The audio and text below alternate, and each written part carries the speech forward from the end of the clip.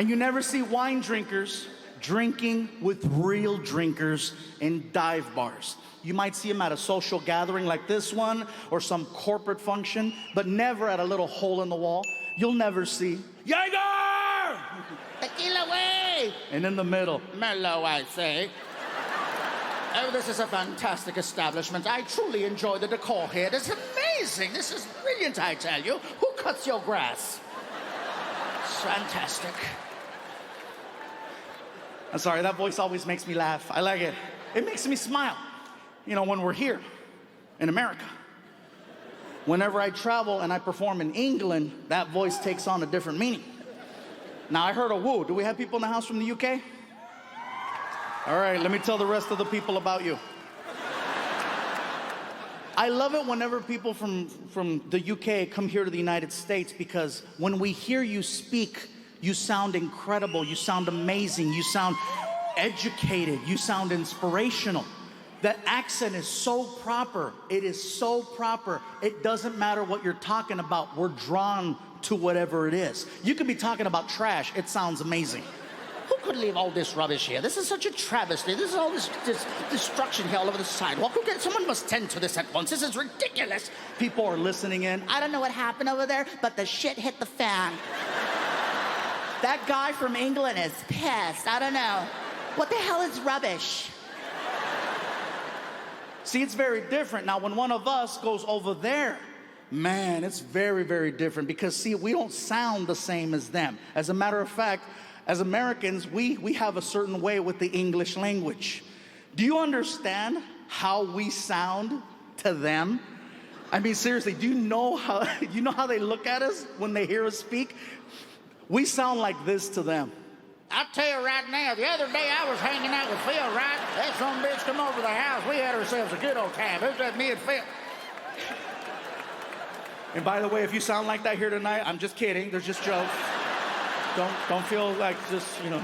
I'm gonna wait for his ass outside. I'll see how funny he is when he gets to the parking lot. Fluffing my ass. I just think it's funny that no matter what they talk about over there, they sound the same. It sounds the same.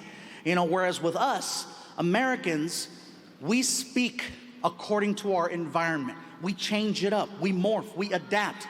We all have our, for example, we all have our trying to get a good job voice. When you walk in for that interview, you don't sound the way you sound on a Saturday night when you're having a couple drinks. No, you clean it up, you practice in the car, and when you walk in, you turn it on. If you'll check my references, you'll see I'm more than qualified for this position. Please feel free to call Frank Torres. Frank will tell you the amazing job I did for him 2.5 weeks ago. Listen, I'm ready to work 7 days a week, 365 days a year. No job is too big, no task is too small. You can count on me. I'm the right person for the job. Please keep me in mind. Thank you so much for your time. And then you get to the parking lot. And you're like, whew. Hijo de la chingada, ojalá que me dé trabajo porque no, está cabrón, güey, man. No, I need a job, man. I need a job.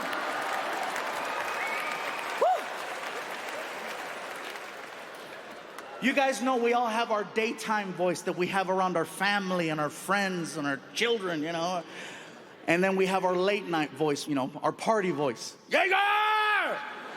And then if you're lucky enough, you have your late night voice. Destroy, you don't even know what's about to happen. You better get on the phone.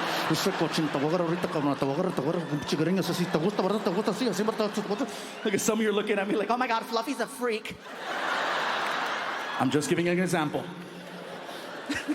All the kids are like, Oh, this is different. sorry, because I see those kids and they're just like, oh. Dad's like, pinchy Fluffy. No. Stupid, bad Fluffy. But see, now over there, they sound the same no matter what they're doing when they apply for a job. If you'll check my references, you will see I'm more than qualified for this position.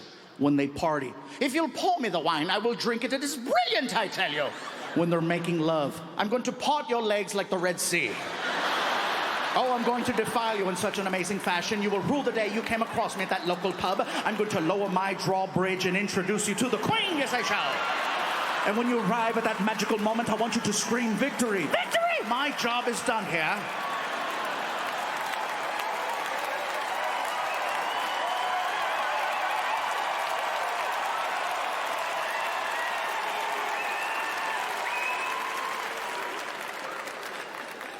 The only messed up part about that joke is that that's the only joke the kids remember. It'll be 2 weeks from now, and you're trying to get in the room, and you're like, why is this door locked? And then you hear, victory!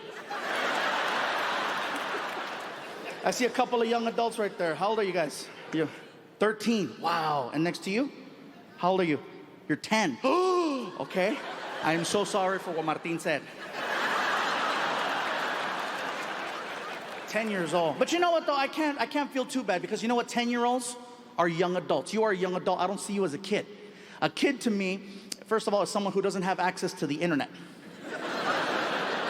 You have, I'm sure, a tablet or a cell phone or access to online services, right? Services. What the hell is he talking about? Bad choice of words. You know what I mean, right? You've probably seen and heard a few things already, and the parents are like, no, not my child. No, I locked their phone. Yeah, but you don't lock their friend's phone.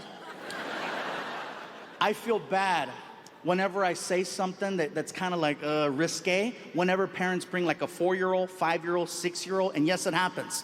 Then I feel bad, because then I'll meet them after the show, and I'm like, I am so sorry for what you heard me say.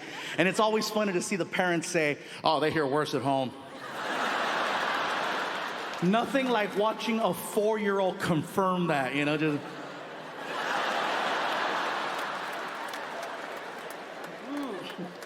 Like, for example, my son, he's 18 years old, but he still doesn't cuss at home, okay? Now, whatever he does in public, I have no control over, but at home, he knows he cannot cuss. One time in like 13 years, I caught my son cussing at home, and I couldn't even get mad. He had fallen down the stairs. I don't mean to laugh, but think about it. What am I gonna do to him that's worse than what he just did to himself? I heard it too. Just, ah! Son of a bitch! I ran over. I didn't even check his safety. I was like, what did you say?